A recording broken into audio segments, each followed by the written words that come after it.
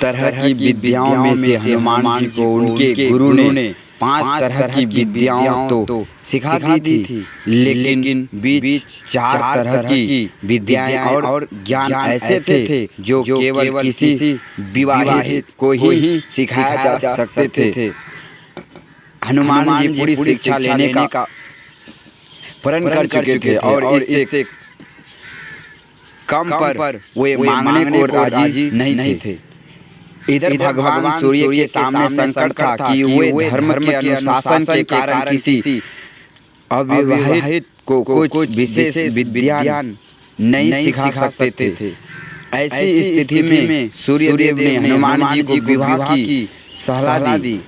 अपने प्राण को पूरा करने के लिए हनुमान जी ने विवाह करने की सोची, लेकिन हनुमान जी के लिए वधू कौन और कहाँ से वह मिलेगी, इसे लेकर सभी सोच में पड़ गए। ऐसे में सूर्यदेव ने अपने परम तपस्वी और तेजस्वी पुत्र शुभ चला को हनुमान जी के साथ शादी के लिए तैयार कर लिया।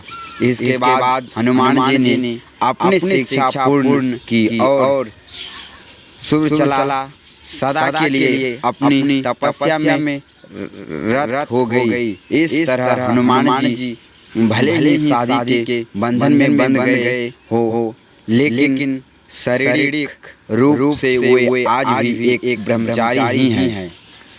अगले पढ़ने पर सबसे बड़ा रहस्य यह है कि एक व्यवसाय दावा है कि प्रत्येक 41 साल बाद हनुमान जी श्रीलंका के जंगलों में प्राचीन काल से रह रहे हैं।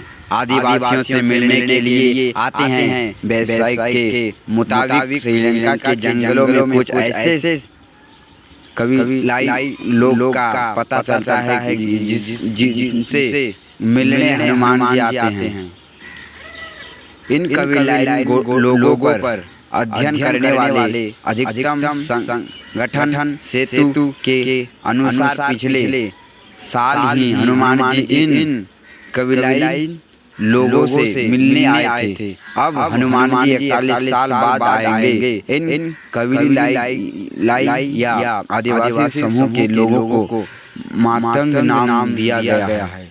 उल्लेखनीय है कि कर्नाटक में पंपा सरोवर के पास मतंग ऋषि का आश्रम है, जहाँ हनुमान जी का जन्म हुआ था। एशिया ने दावा किया कि 27 मई 2024 को हनुमान जी श्रीलंका में मतंग के साथ थे। सेतु के अनुसार कबीले का इतिहास रामायण काल से जुड़ा है। कहा जाता है कि भगवान राम ने स्वर्ग चले जाने के बाद हनुमान जी दक्षिण भारत के जंगलों में लौटे आए थे और फिर समुद्र पर कर श्रीलंका के जंगलों में रहने लगे। जब तक पवन पुत्र हनुमान श्रीलंका के जंगलों में रहे, वहाँ के कबीलाई लोगों ने उनकी बहुत सेवा की। जब हनुमान जी वहाँ से जाने लगे, तब उन्होंने वादा किया कि वे हर 41 साल बाद आकर वहाँ के कबीले की परियों को ब्रह्म ज्ञान देंगे। कबीले का मुख्य हनुमान जी के साथ की बातचीत को एक लॉग बुक में दर्ज करता है। सेतु नामक संगठन इस लाइन बुक का अध्ययन कर सकता है, खुलासा करने का दावा करता है।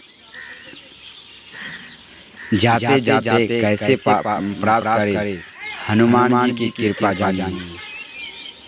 अगले पढ़ने पर हनुमान जी दर्शन और कृपा। हनुमान जी बहुत ही जल्द प्रसन्न होने वाले देवता हैं। उनकी कृपा आप पर निर्भर बनी रहे। इसके लिए पहली शर्त यह है कि अपना मन, वचन और कर्म से पवित्र रहे, अर्थात कभी भी झूठ न बोले, किसी भी प्रकार का नाश न करे, मांस न खाए और अपने परिवार के सदस्यों से प्रेमपूर्ण संबंध बनाए रखे। इसके अलावा प्रतिदिन श्री हनुमान चालीसा या श्री हनुमान बटम नाल स्तोत्र का पाठ करें।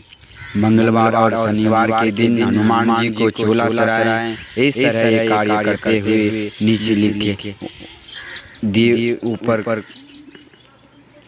हनुमान जयंती या महीने के किसी भी मंगलवार के दिन सुबह उठकर स्नान कर साफ कपड़े पहने, एक लोटा जल लेकर हनुमान जी के मंदिर में जाएं और उस जल से हनुमान जी की मूर्ति को स्नान कराएं। पहले दिन एक दाना साबुन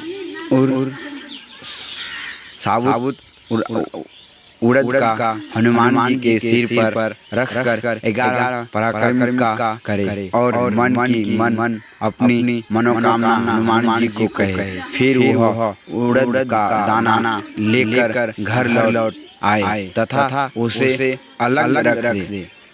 दूसरे दिन से एक उड़द का दाना रोज बढ़ाते रहे तथा लगातार यही प्रक्रिया करते रहे। 41 दिन 41 दाने रखने के बाद 42वें दिन से एक दाना कम करते रहे। जैसे 42वें दिन 40 से 43वें दिन 40 से 81वें दिन एक दाना 81वें दिन का यह अनुष्ठान पूर्ण होने पर उसी दिन रात में श्री हनुमान जी संपन्न में दर्शन देखकर साधक को मनोकामना पूर्ति का आशीर्वाद देते हैं। इसी पूरी विधि के दौरान जिन्हें भी उड़द के दाने अपने हनुमान जी को चढ़ाए हैं उन्हें नदी में प्रवाहित कर दें।